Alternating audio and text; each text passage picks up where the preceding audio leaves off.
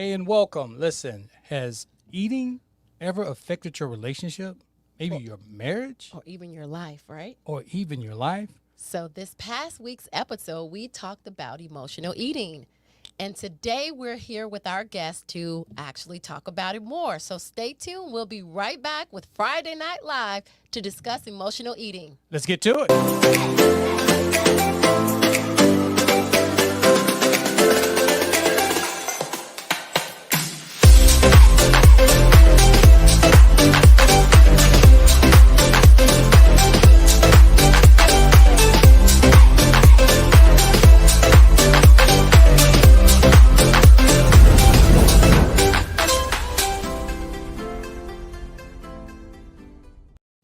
Hey, like we said in the intro, listen, has food really got into your relationship or maybe your self confidence? You don't like your body type, just because of your eating habits? Well, we got just a person to talk to us about emotional eating. I didn't even know that was a thing. I thought you just ate food, right? That's it. You're Come hungry, you on. eat, and you call it a day. Let's bring right? in our guest. Come on in, Trisha. All right, let's get Trisha in here. Hi, everybody. Hi, Trisha. Hey, good to see How are you. you? I'm Yes, good great. to Thanks see for you. having me. I'm so excited to be here. Yes, Yes. long time since we last spoke. I know. It's Happy great to New see you Year. guys. Happy New Year's to Yes. you. Yes, so tell us a little bit about, I know our episode. Jason, what episode was that? What was the Episode title? number 73. I'm sorry, number 83. You said I was going to mess up on that, and I did. I stayed true to form. It was the cause of, I should have that, cause of emotional eating in relationships. And that has a lot to do with self-esteem, how we feel about ourselves, how we interact with our spouse, and just how food plays an important part in that type of relationship and our understanding about food. And that's why Trisha is here to help us with that. All right, Trisha. So give us a little bit of the synopsis part, right? Well, before that, just give us a little backstory about you and then give us that.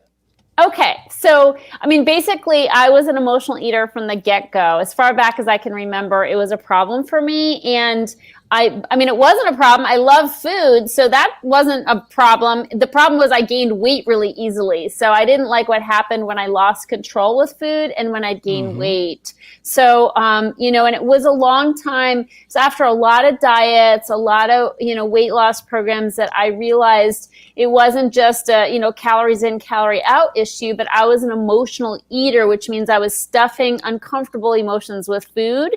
That's why I went overboard, and it kind of was an addictive habit. So I would start eating, think I was going to just have a few, but I'd go way overboard. So I'm sure people can relate to that. So so that's how it started for me. And I was blessed to get off the diet track, learn a new healthy way of relating to food, not using food anymore for emotional reasons or over stress, but really get more emotionally balanced, reduce my stress, and then just have food be food in my life. And so that's the system that I teach other people. And I certainly am so gratified to be able to do that.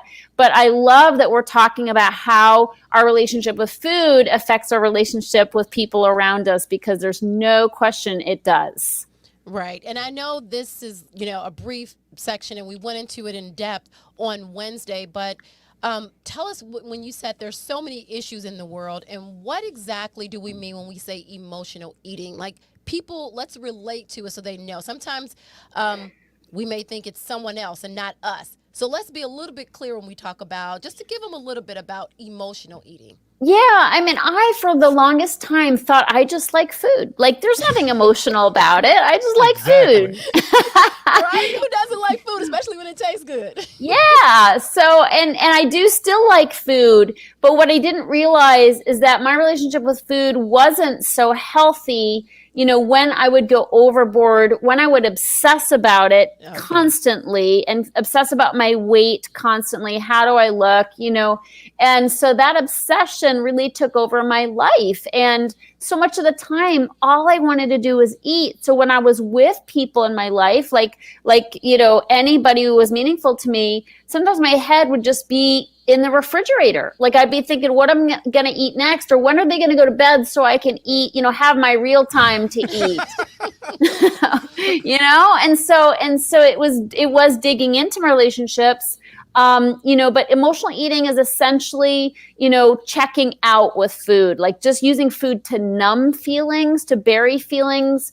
If you have stress in your life, using food to kind of prop you up. If you have a lack of energy, we get that slump in the afternoon, using food to give us that pick me up, just using food for reasons beyond nutritional need, essentially. And I know we talked about in the episode the diet, the yo-yo diet, right? So many of us start a diet. Tell us why diets fail. We always hear that. Let's get the information behind it.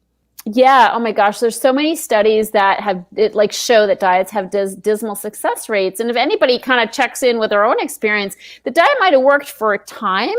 Of course, when we first diet, it's like we're feeling good, looking good, pants are getting looser, right? It's like, woo, people are commenting. So it's great at first going into it. But after a couple weeks or months, it gets really hard. And then we're dreaming about hot fudge sundaes, dreaming about cake and cookies.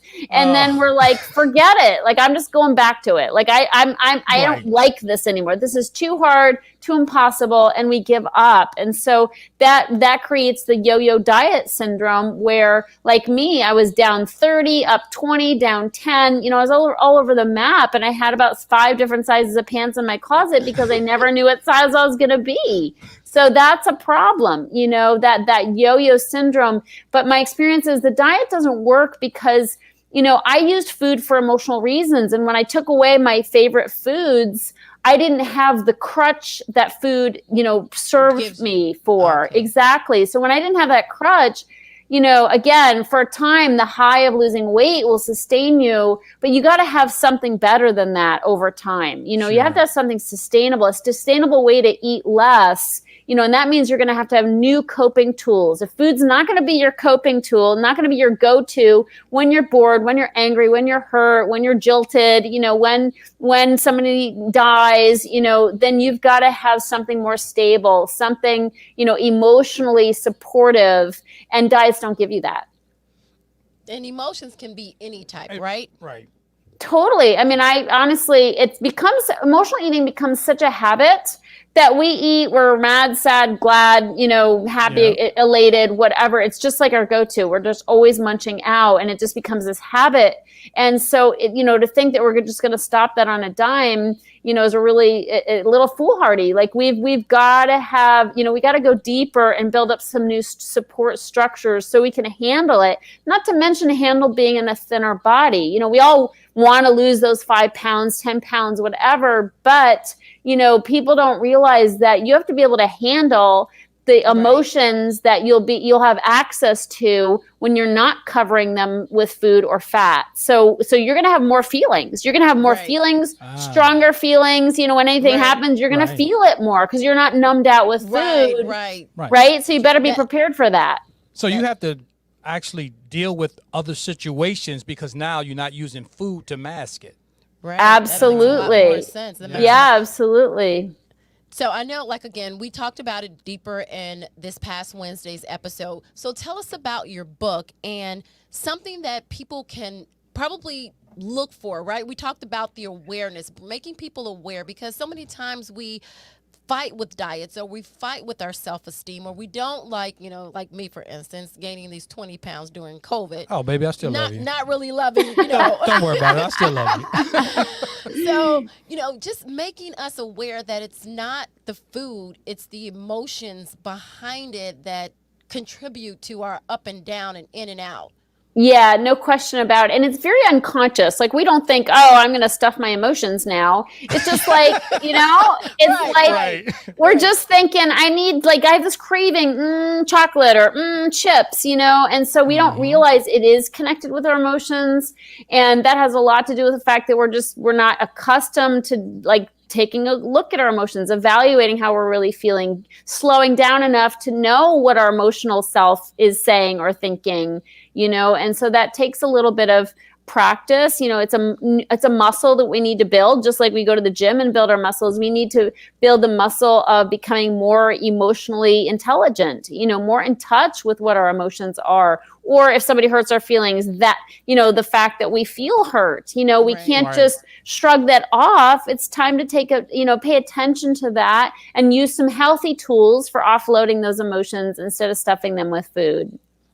You know what? You said something in the podcast about not being comfortable, not even want to get intimate with your spouse because you weren't happy, not you per se, but as an individual, just not being happy with yourself. So you can't even be happy in your relationship, and you can't be intimate in your relationship because how you related to food and how you feel about your body now. Yeah. I'm so glad you brought that up, because even like you were telling Tina Marie, like, honey, I still love you. Like, of course you do. And most spouses do. Most spouses don't even notice, they don't even notice. And if you gain weight, they don't care. They love you for who you are. And that's a beautiful thing. But if the person who gains weight doesn't love herself, on account of her weight gain, that's going to affect the relationship. So, it's nice to have an unconditionally loving spouse, but we need to be unconditionally loving to ourselves. And it's not comfortable gaining weight. When you gain weight and you can't fit into your pants, or your pants are tight, or you have to go up a size, it makes your clothes during sex, right? Like, if you're not right, yes, you're not comfortable with yourself, that can even stop people into having good relationships even before marriage. No question. Right. Yeah, no question. Want to have sex with the lights off? I mean, the whole thing.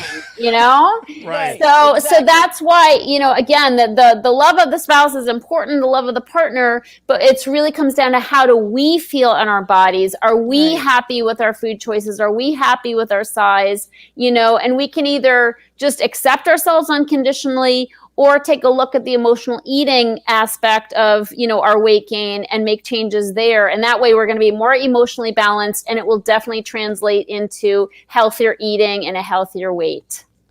So I know this is a new year, and people have set like thousands of resolutions, right? But it's a perfect time to start. What's the number one thing that always comes up at the beginning of a new year? Yep, the resolutions. the weight loss, right? Yep. I'm going to lose weight. I'm going to the gym, getting a membership. I'm doing it all right. Gonna do it. All of the newbies, as we go into the gym, you go, never seen them before, never seen them before. Now they're out here taking up my machines. So what do we tell those people right now?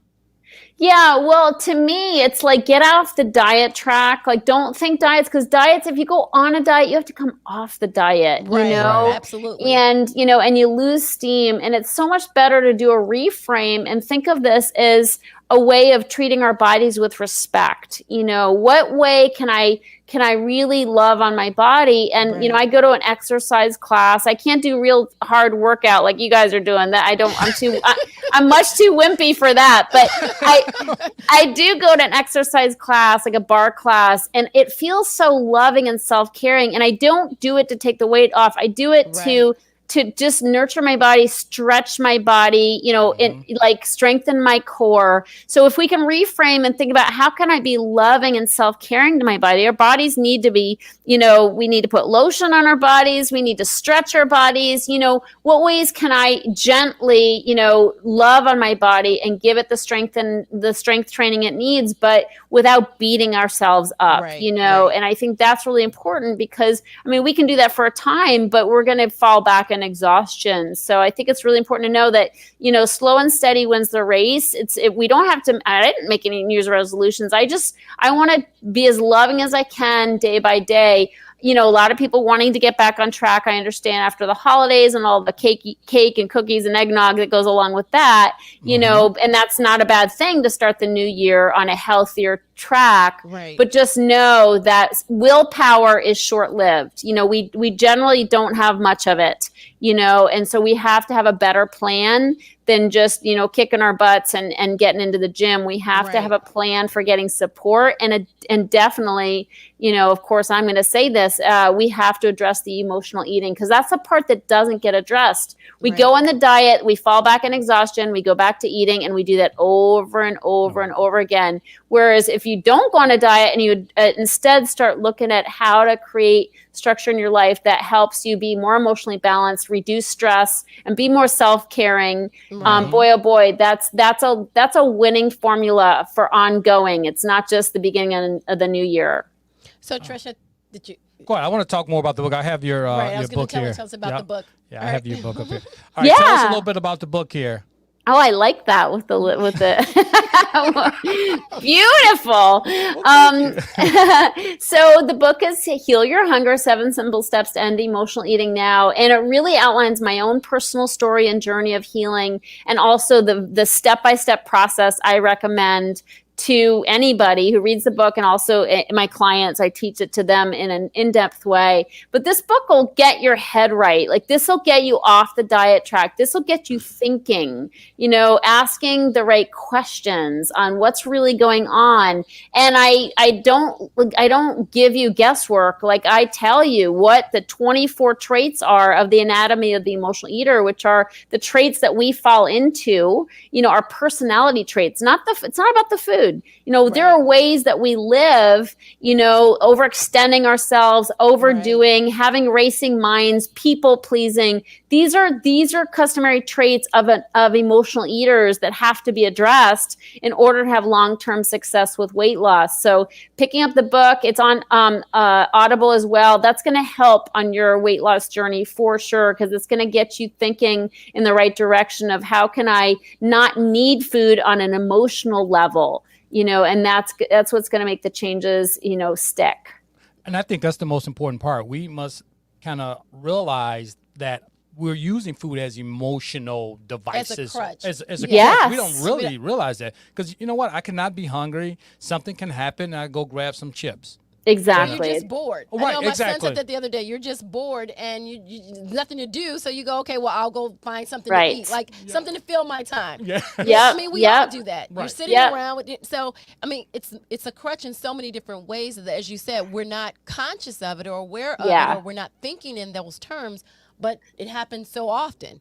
No question about it. Yeah, it's an unconscious habit, and we have to get conscious about it. Otherwise, we'll unconsciously eat forever, and the weight just packs on. And obviously, that's got all kinds of problems associated with it. Health problems, mental health issues, depression, anxiety, low self-esteem, just not feeling good in your skin. So many different ways that putting on weight affects us, and Right. it doesn't mean we need to be stick figures. We don't need to be super skinny. We Right. just need to make healthier choices so we can Right. be healthy, live longer, feel good about ourselves. Understanding why we're doing what we're doing Right. as opposed to using full food as a crutch, right? So it's not the body image, as you said, as being a Being sick skinny, person, right. but it's being Yeah. healthy. Right. Yeah. Oftentimes people ask, well, why do you guys work out, so much, or why do you do this, why do you do that? And I said, it's not for the shape, it's for the health. I Yeah. want to live longer, healthier. I want to make better decisions. So, I don't eat what I eat because it's on a diet. Right. I do it because it's healthy for my body And it's good for long fuel of term. my body. Absolutely. Yes. You bet. for Right. what your body needs. A lot of time, if we cook something that we're not particularly happy with, we'll look at it and say, okay, we're having fuel tonight. I'm like, exactly. It's just fuel. Yes. Right. So it's going to be fuel. Right. Absolutely. So, It's not So no. with- Yeah. Yeah, I know Go we ahead. don't have a lot of time. So is there anything else Oh, I that want to share her website. Okay. Yep. So let me Great. go ahead and. Well, Yep, healyourhunger.com, HEAL, healyourhunger.com. And I have a quiz on there that people can take to find out if they're an emotional eater. So Okay. there's the quiz right there. If you take that quiz, it's like 2 minutes. You'll find out if you're an emotional eater or a food addict or somewhere in between. And that's a good place to start. good place to start. So I know it's the beginning of a new year. Let's get off of these yo-yo diets. Let's Yes. just don't diet at all, right? Nobody wants to diet. There's no need for it. It's called a life change. And You when bet. you make the right changes in life, you will, as you said, you'll love on yourself regardless of your size. It's Yeah. loving our bodies in whatever way, shape we come in, but making healthier choices so that we can live longer. All right, Absolutely. Trisha, that was fantastic. And I think we're out of time now. We're just in and out. Well, we're just making a That's quick right. recap, and we appreciate you being an excellent guest. Once again, Trisha's episode was Cause of Your Emotional Eating in Relationships. You guys check it out. It's episode number 83. And you can get it at legendaryrelationship.com/83. Go there, check it out. She has a lot. We just skimmed over the top Yes. of some of the things that we talked about, but yeah, you had an acronym. I think it was PAIN. No, you had an PEP. PEP. Pep. Yes. You had it out. Somebody Yes. didn't pay Yeah, attention, Trisha. No, he's on it. He's on it. Cut him some slack. That's right. There's I had so P much right. more, right? But there's so much more to the emotional eating, and we talked about it in relationships and just our self-esteem and the whole 9 yards. And it was definitely something valuable. And as you said, just bringing awareness to it and talking about it. Leave us with one last gem for everybody. Yeah, well, I would just say, if you're having cravings, there's something you're dreaming about, just pause, take a pause, and remember it's not about the food. So what's really going on? It's not about the food. It feels like it is, but now that you've heard this information, heard the podcast, you can ask yourself, let me do a little digging here. You can take the PEP test, and you can learn a little bit about yourself. All right. And I may think, sometimes I think we may eat a little bit when we're a little stressed, right? I'm sure Stress that's always the first thing we do. That's the trigger, No right? question. No It's either question stress about or, it. I mean, it's either food or drinking, either one. Yep. Yeah. No That's bet. where it starts. No doubt. All right. Well, I think that's it. Thank you so much, Trisha. It was good seeing you again. Great to Yes. see Have a you wonderful year, guys. and we will be back with you again. Okay. Be well. Thanks so much for having too. me. All right, thank you Bye-bye. so much. Bye. Bye.